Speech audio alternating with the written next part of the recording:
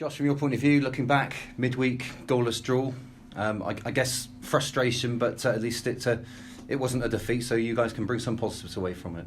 Yeah, I think definitely in every performance you look and take some positives out of it, or else it feels like a doom and gloom around the club. And especially after the boys went in, we felt like we lost because we couldn't get the goal against 10 men. But I think it's important as a group. I've worked with some good managers, experienced managers, who said never be too high after a win, never be too low after a loss. And it's all important now, especially with a younger group. We stick together because we're very close, and we try and find some middle ground. We don't feel like the world's going to end when we lose or draw, and don't feel like we're going to win the league when we win. So I think we've got to try and stay level-headed about it. It's one game in the season. We didn't get the result we wanted, but it's all about now trying to right some wrongs for Saturday and try and build on performance, because as Ben stated earlier, the possession is something we can now build on. It's the first time really we've played against a team who's sat back and given us a lot of time on the ball. So it's learning different ways to break teams down, and as the gaffer said, some of the boys are learning on the job. It's a young team, so there's going to be lessons and positives to take from every game. Yeah.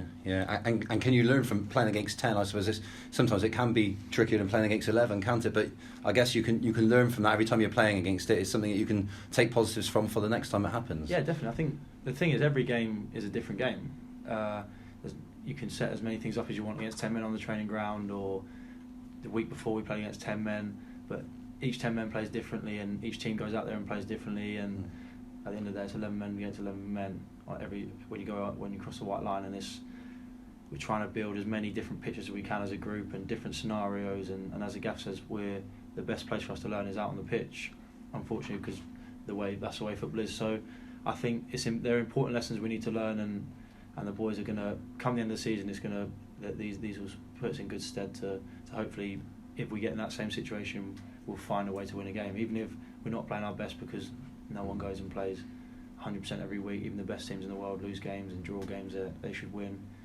And if it was that easy, no one ever lose a bet, would they? Absolutely not. No. And the next game, I suppose, one of the bigger teams, or one of the biggest teams on paper anyway, at least in this division, isn't it, in Notts County? From your point of view, nice to have another game here at Hewish Park. Yeah, I think it's nice. I think as a footballer, you've got to try and relish your home ground, and you want to feel part of the community and part of the whole club. So I think these games, especially against big clubs like Notts County, where I imagine they'll bring a few down, the atmosphere should be good, and I think these are the games you play for, and yeah, we want to build that connection with the crowd and with the fans and the whole community, and hopefully, if you get results in big games like these, we almost put Tuesday to bed, and we can start building again, which is the most important thing.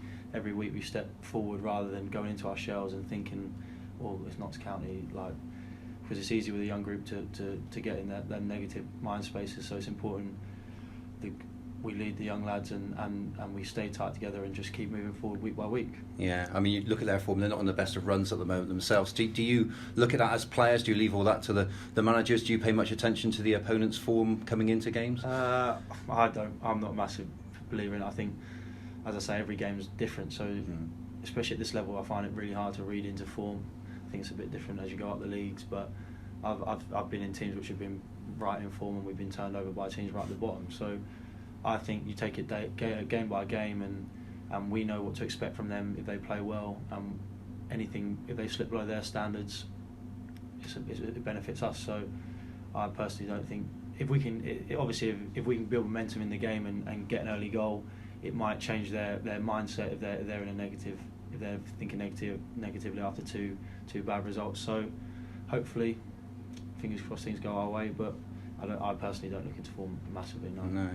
How are you enjoying it on a personal level this season so far? I guess you probably wish you could cut out the yellow cards a bit, but apart from that, how are you enjoying this season? Yeah, it's been good to be back out there. I think they've all been tackles, which is I'd much rather be done for tackles than dissent personally, but they've just been little silly ones really. I think Tuesday night I had to take one, unfortunately, and I've made a conscious effort the last 4 games to avoid yellow cards because I didn't want to build them up too early, but it's just one of the things. Unfortunately, I always think as a player, if you're committed, you're going to get the odd 1 or 2, and I try and get them for the right reasons. So unfortunately, I'm trying to win the full back for the club a lot of the time. So sometimes you just a second too late and you end up taking one. Yeah. Does it change your approach? Do you have to change the way you play in it? I don't think you change your approach. I think you're a bit more cautious. Yeah. I don't go out there thinking I can't get yellow carded, but I definitely think, make sure you've got that split second decision. You think, if I'm not definitely going to win that ball, I'll be missing Tuesday night. So it's, for me, I think it plays in the back of your mind, but you've still got to make sure you're making the right decision. Yeah. So if the team always comes first, and if I have to take a yellow card for the team, so be it. Unfortunately, I have to miss Tuesday night, but as long as it's the right decision for the team, that's the most important thing. Yeah, and just finally from me, how much difference is it making having the fans back here at Hewish Park this season? I mean, it must, to start with, may have been a bit strange, but getting back more familiar with it now, and it must be nice feel around to have those supporters back. Yeah, definitely. It feels like football again. Definitely the highs are higher and the lows are lower, but that's what football's about, isn't it? That's why we play it, and it's nice to walk off a pitch and you can hear the frustration in the crowd. Even it sounds silly, but it's better than walking off and just walking down the tunnel with nothing. And it's, I don't know, as a player it feels much better, I hope, as a fan. It's nice to be back, and hopefully we can just build on results and turn this place into what we want it to be, and teams are frightened to come here. Yeah, good luck, Josh. Thanks for your time. Cheers. Thank you. Josh, do you find that 4 games on the trot at home is unusual? Would you prefer to have interspersed with away games, or do you find, because obviously there's going to be the downside is going to be you're going to have possibly 4 away at some stage, in a run? It's a good question, to be fair. I wouldn't say I personally I like playing at home. I think I like it when you get the feedback from the crowd and you know you're at home, especially here. Well, at Bournemouth it felt like we were home with the amount of fans we took there, but it's nice to. I like building. I think we've got to try and find belief in ourselves, even when things aren't going right. And a lot of the young lads, they'll learn from hearing the frustration in the crowd, and you've got to try and tunnel it into a positive. Like for ourselves, we've got to tunnel it into a positive outcome. And I think the more, if I could play every game at home, I would. I think it's much nicer. But like you say, the downside is on the flip side we might have 4 away, and all the time you're playing well away, that's fine. But when you need to find something as a group, and that external help isn't there, that's when it becomes a lot more difficult. But if you're 4 on the bounce, you've 1 or 4 away from home, you wouldn't notice any difference. But if you're going into a bit of a bad run, it's nice to have your own people around you, your own who you know, no matter how hard things get, if you score a goal, the place is going to erupt. So definitely there's pros and cons, but me personally, I like being at home. I've got no complaints. There's no pressure then on 4 away games, you just have to keep winning. Well, hopefully, yeah, fingers crossed. I was going to ask you a question and it's completely left my mind now. No, pass on. Josh, how are you doing? Yeah, good mate. You? Yeah, not too bad, thank you. You look to be settling down with Dale quite well in midfield. How was that, considering you've only kind of just started playing this season? Dale's easy to play with. He's obviously played a lot of games.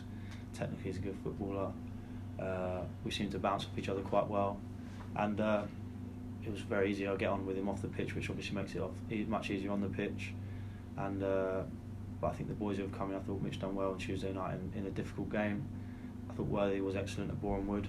So I think Dale's proving to be an easy person to play with, and he's easy to trust, and he's very responsible on the pitch. So yeah, I think it's been relatively, we've been quite natural in there together, and hopefully at some point in the season we'll get a chance to build on it again. And do you feel like you're hitting the sort of form that you were showing at Halifax that kind of brought you here? Definitely, I think I'm finding my feet on a football pitch again, which is the most important thing for me. I know there's still a lot more to come. I feel like game by game I'm getting more and more comfortable in seeing silly things like little movements which hurt when I started, they don't hurt now, and things like that, which is all taking its time, but I feel like I'm getting towards the levels I wanted to be at when I first come to the club, and I know there's plenty more to come from me, and it's important that I just keep focusing on it game by game, going out there doing my best for the team, and hopefully I'll just keep growing and growing. And obviously the manager highlights versatility as one of his kind of key points when he looks for a player, and obviously you flip between central and central midfield. Does that bother you? Do you change around, or you just have to play? No, I'm more than happy to do anything for the team. Like I say, I don't want to make it about me out there. I've got no interest in being the star man.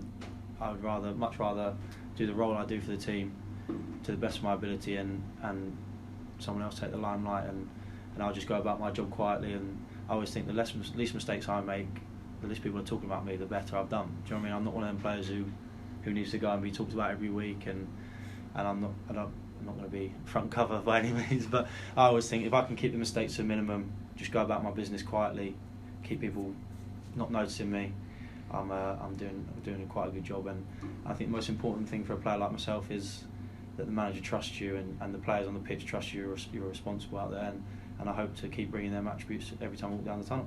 That's great. Best luck for season. Cheers, thanks, mate. I'll remember it. I'll go on. Here you go. Anybody connected with Yeovil Town knows of the connection with Weymouth. Yeah. But you've come in from Halifax. You obviously don't know the club's history in that context.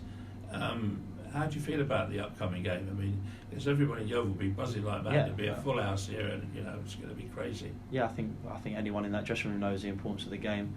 Last year when we played Weymouth, I believe would it have been for the first time in a while in a league game?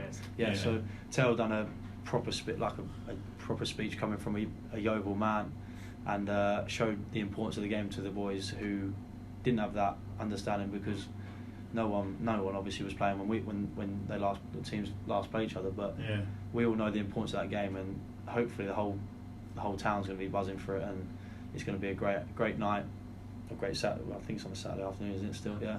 So it's going to be a good afternoon, and we know going down that tunnel that is as big a club for this, as big a game for this club as we can ever wear the shirt for, really. And I think if you're not excited for that game as a player, as a fan, I don't know what you're going to be excited for. Good to know. Thank you. Thanks, mate. Hi, Josh. Hi, mate. You all right? Yeah, good. When we spoke in the summer on the Glovers Cast podcast, you said that if the opportunity arose, it would be an honour to captain the team. You have done over the last few games, maybe not in the circumstances that we'd have liked, with other players being down injured, but has it been an honour to lead the side out? Definitely, yeah. I mean, I'd never wish injury upon one of the other boys, the other senior boys, but to be handed the armband and lead the team out for a club like Yeovil was a massive honour, and you feel proud every time you do it. So I've really enjoyed it. I've always found it brings the best out of me. In my youth team, when I was under 23 captain, every time I've worn the armband in the past, I just seem to find an extra percent from somewhere, and I'm hoping the gaffer continues to trust me, even if I don't wear the armband when the boys come back, which is understandable. But I'm delighted to be wearing it. Yeah, Ben. In all honesty, yeah, I like the responsibility. Yeah. With some of our better performances this season, I'm thinking against Halifax on the TV, away at Stockport, it was noted how particularly yourself and Dale and the defensive unit had kept key players quiet. John Rooney, Matty Warburton, Paddy Madden.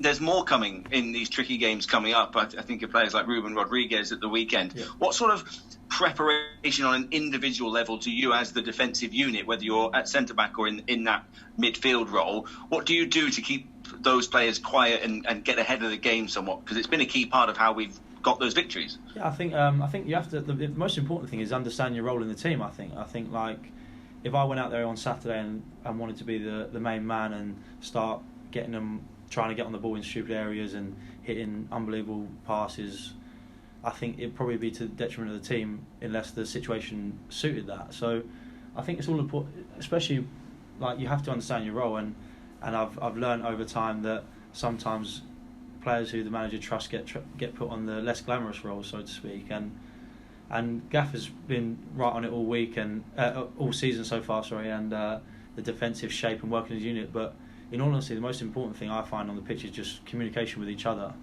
because nothing's picture perfect out there, and you can work all week on a Saturday, but on a Saturday you never know what the other person's going to do. So you see things in a split second. It's all about talking to the person next to you, talking to people around you, and just trying to shut off alleyways. Like I'm probably not more of I more intercept more than I tackle a lot of the time. Yeah. So I think it's just about having trust in what's around you, listening to people's voices when they're telling you things, and it almost becomes second nature. So if Dale says left shoulder, I don't have to look. I just trust my instincts that he's going to be there, kind of thing. And I think you build up that relationship all over the pitch, and it's personally, it's not really any different for me playing centre half or centre midfield in that because I've played there I've played in each so many times now. But it's all about just trusting the voices around you. I think is the most important thing probably.